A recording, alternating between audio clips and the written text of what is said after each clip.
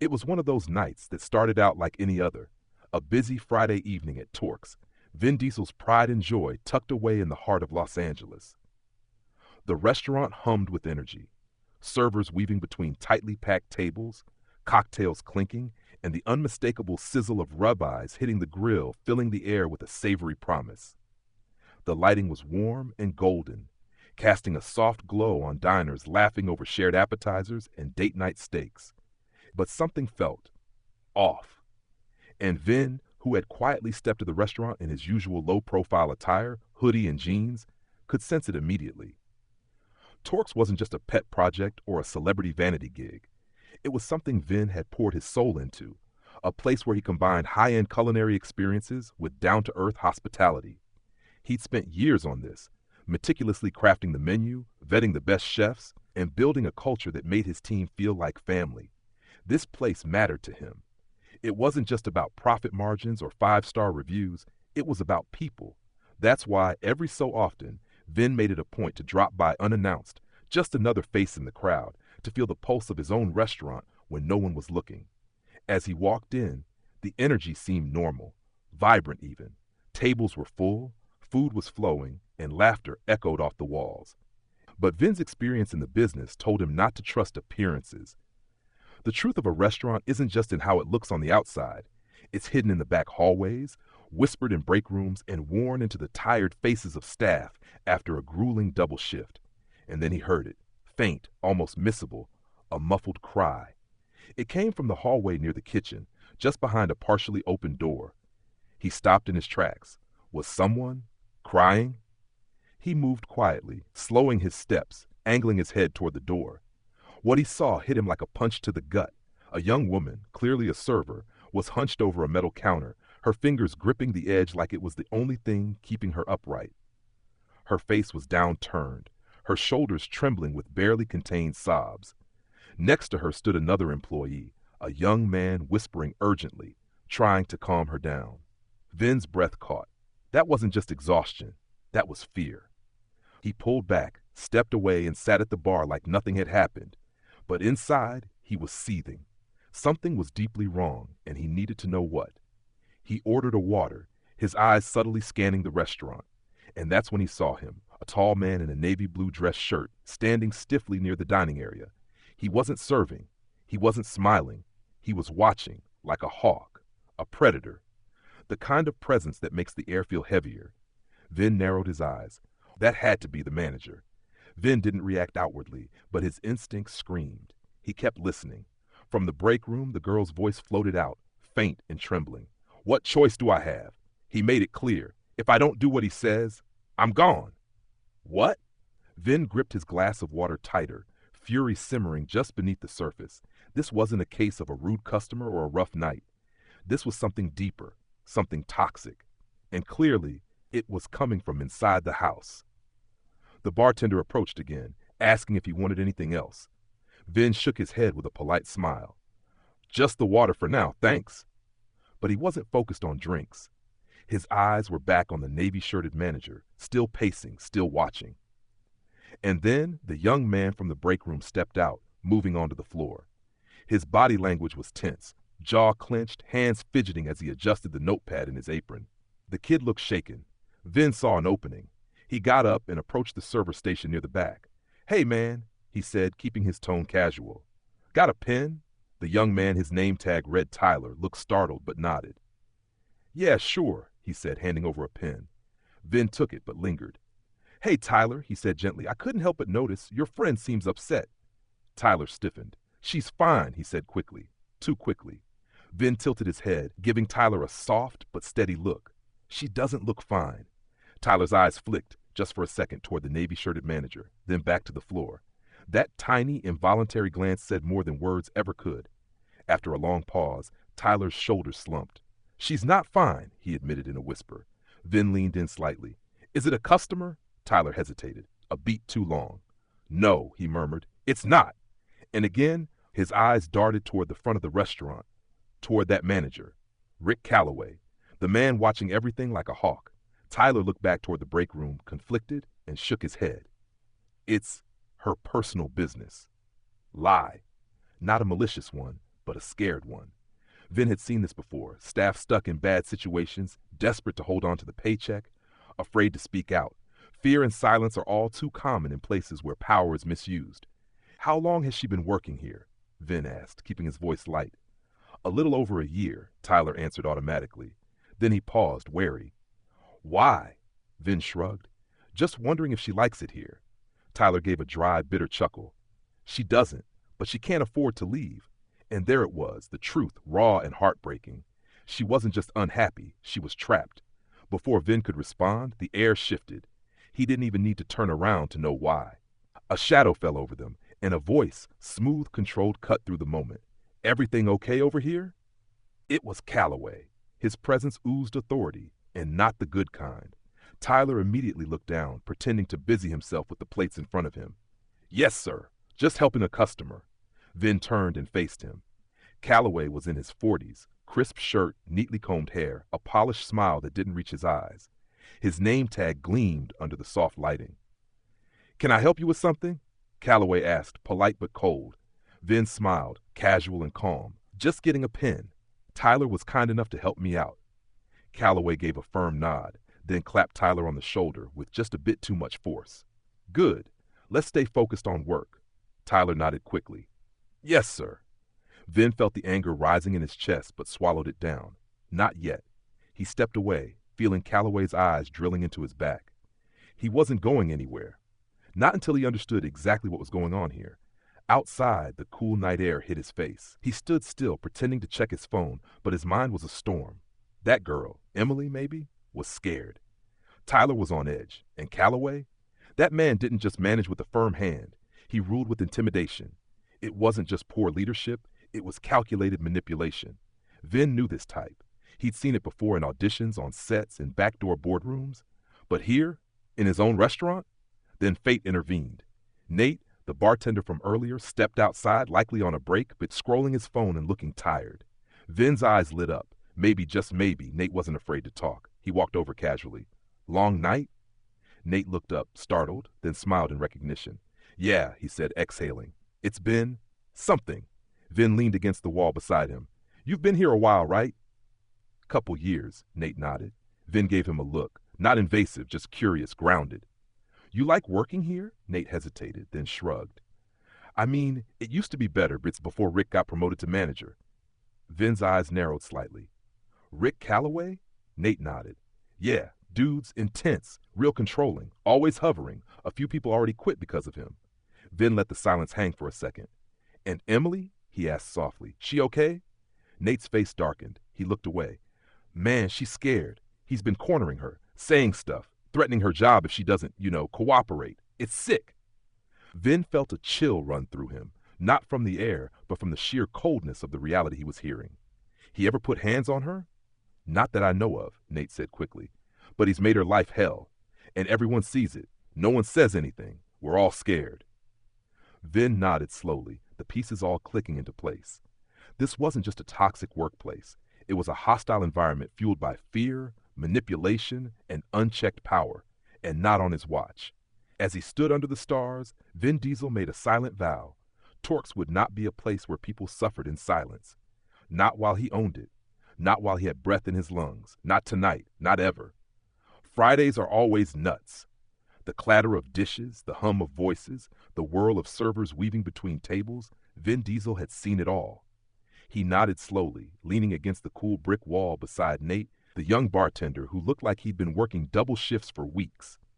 The buzz of the restaurant still hummed behind them, but out here under the hazy glow of the alley's overhead light, it was just the two of them, and the truth. Mind if I ask you something? Vin said, his tone casual, almost like a friend catching up. Nate hesitated for a beat, then shrugged. Sure. Vin's voice stayed light, but there was weight behind his question. Your manager, Calloway, what's he like? Oh, if only Nate's eyes hadn't given away what he was trying to hide. A shadow passed over his face, brief like a passing storm cloud, but enough. Enough for Vin to see something was wrong. He's, strict, Nate said carefully, as if he were walking a tightrope. Likes things done a certain way. Vin tilted his head. That normal for managers? A simple question, but Nate didn't answer right away. Instead, he glanced around. eyes darting like he was scanning for invisible threats. He leaned in, lowering his voice so much that it barely escaped his lips. He's not just strict, He seemed to struggle with the right word, his face twisting in frustration or fear, or maybe both. Then in a whisper, he said something that made Vin's stomach churn. He makes Emily stay late, alone. What? Vin's muscles tensed instantly. That wasn't just a red flag. That was a blaring siren. She's the only one? He asked, even though the answer already lived in Nate's haunted expression. Nate nodded grimly. Yeah, and he's always talking to her like she owes him something. I've seen it, man. The way she tenses up when he calls her into his office, it's not normal. Vin's grip tightened across his arms, rage bubbling beneath the surface. He had seen this kind of manipulation before. Hell, Hollywood had plenty of predators hiding behind power and polite smiles. But this was personal. This was his restaurant, his people. She ever say anything about it? He asked, forcing his voice to stay calm. Nate shook his head. No, but she doesn't have to. We all see it. That was it. That was the confirmation Vin needed. He wasn't just dealing with a bad manager. He was staring down a predator hiding in plain sight, one who was using authority as a weapon. And Emily, poor sweet Emily, was trapped in the crosshairs. Thanks for telling me, Vin said, giving Nate's shoulder a firm pat. You're a good guy. Nate managed a faint, uncomfortable smile, but it was clear he was still uneasy. Vin turned his gaze back toward the restaurant, the glass doors reflecting the glow of city lights. Emily was still inside, still in there with Calloway, still under his thumb. And Vin? He wasn't about to let that continue for one more minute. Without another word, he pushed open the doors and stepped inside. The dinner rush had thinned out. Only a few tables remained, finishing their wine or lingering over desserts. The atmosphere had shifted. It was quieter now, the kind of quiet that made every footstep echo louder, more deliberate. Calloway was still there, planted like a sentry near the server station, his posture stiff, his gaze calculating. Vin didn't stop, didn't blink. He moved across the floor like a storm rolling in, silent but heavy with tension. He found Emily easily. She was mid-conversation with a customer, her voice polite but lifeless, her smile practiced and hollow. She looked up and spotted him approaching, and immediately she stiffened, her body tense like a bird ready to flee. Excuse me, Vin said gently, his voice just loud enough to carry. I need to speak with you for a moment. Emily blinked, startled. I'm with a customer, sir. The customer, an older woman, frowned in annoyance. She's helping me right now. You can wait. But Vin didn't look away from Emily. It's important. And something in his voice, maybe it was the steadiness, the sincerity, made her pause. She turned to the customer and murmured an apology before stepping aside with Vin. Her fingers fidgeted with the hem of her apron. What can I help you with, sir? She asked, her tone polite but guarded. Vin leaned in, his voice low, almost a whisper. I know what's happening. Her eyes widened just slightly. You don't have to say anything. I just need you to know. You're not alone.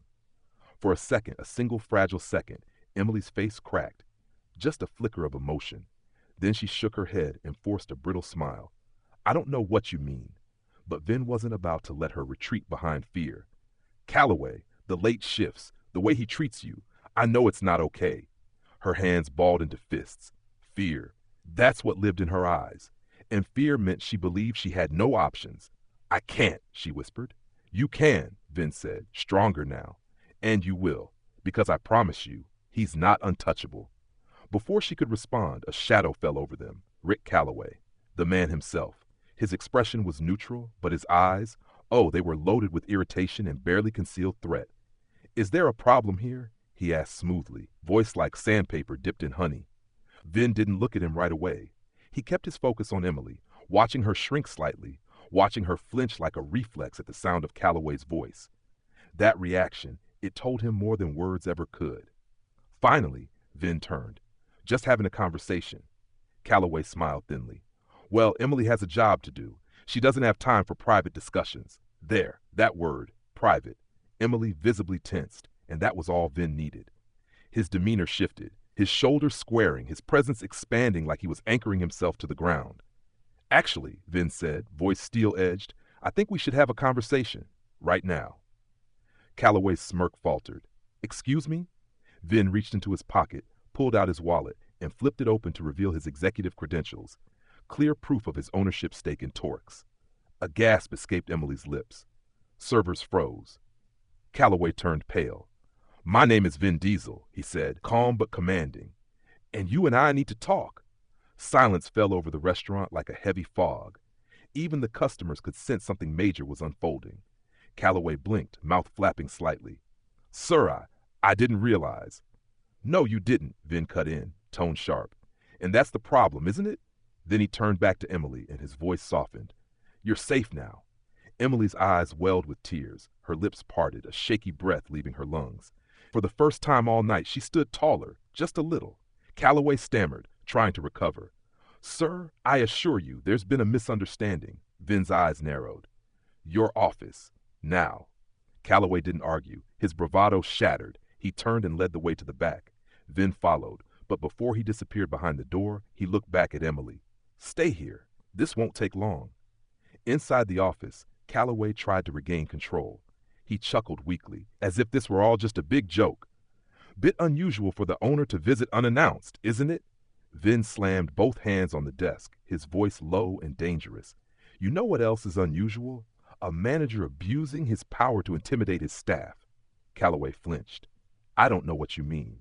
Vin didn't blink. "I know what you've been doing.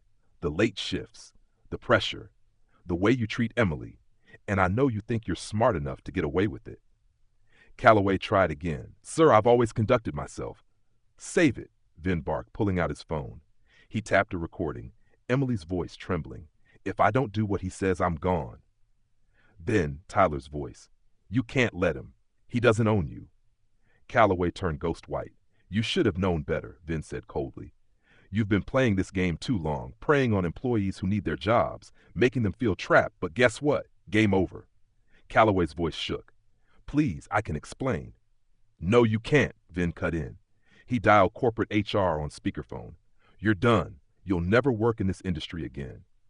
Calloway slumped back, stunned. The weight of his collapse was almost audible. When Vin stepped out, the restaurant was silent again, but this time it was charged with hope. All eyes turned to him. He looked at Emily. "He's gone," Vin said gently. "You're safe." Her breath caught. Disbelief danced in her expression, then, slowly, relief.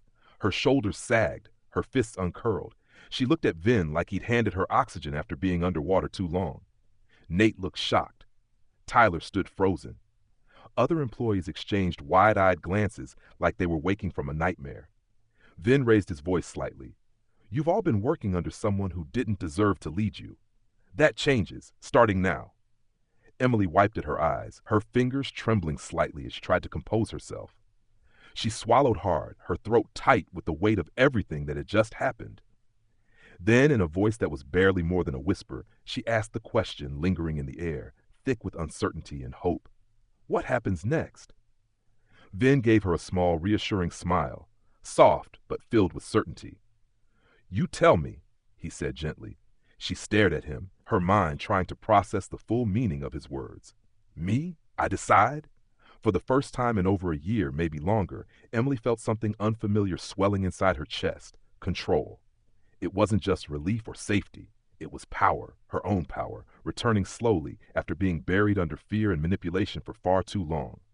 She glanced over at Tyler, who was still in shock, his eyes wide and his jaw slightly slack. Then she turned to Nate, who gave her a small, hesitant nod of encouragement. They were all watching her now, waiting, not pressuring but supporting, ready to follow her lead. That simple show of trust nearly brought tears back to her eyes. Emily took a shaky breath, her voice quivering but honest. I don't want anyone else to go through this," she admitted, her eyes scanning the quiet room. "Not here, not anywhere." Vin nodded slowly, firmly, like a promise. "And they won't." Then he turned to the rest of the employees, his voice clear and resolute. "From now on, this restaurant is under direct review.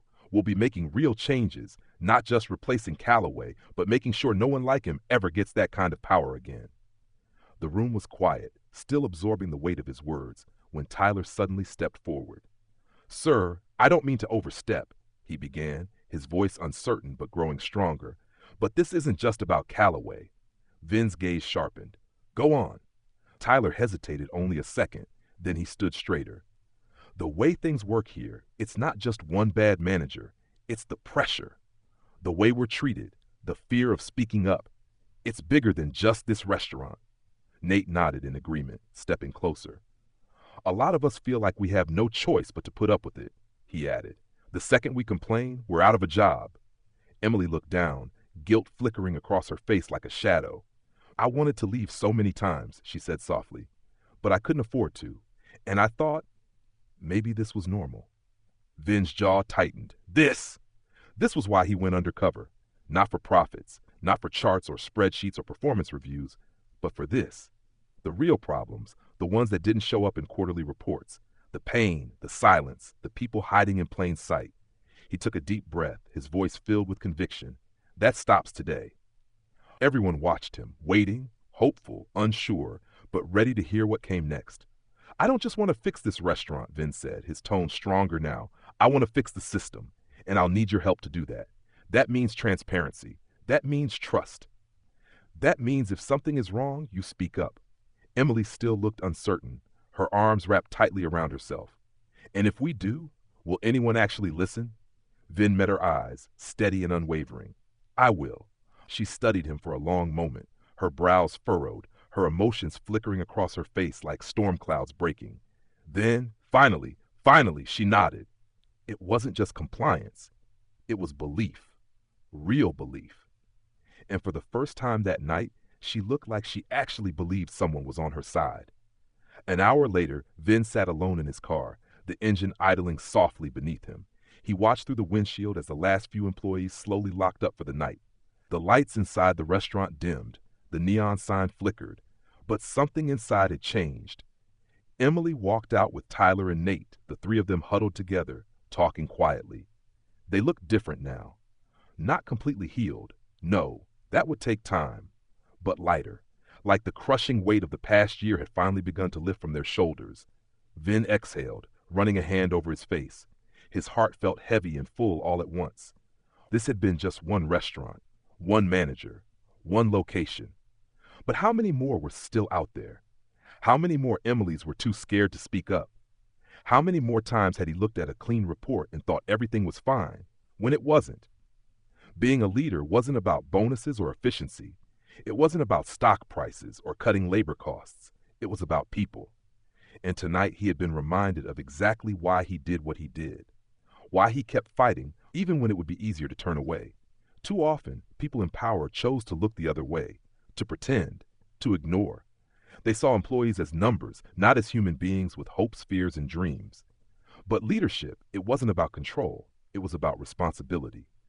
So if you ever feel trapped, like you have no way out, speak up. And if you see someone else struggling, don't turn a blind eye. Don't stay silent. Because sometimes all it takes is one person, just one, to break the cycle. One voice to spark a change. One act of courage to make the difference between fear and freedom. Vin started the car, his eyes still on the figures in the parking lot.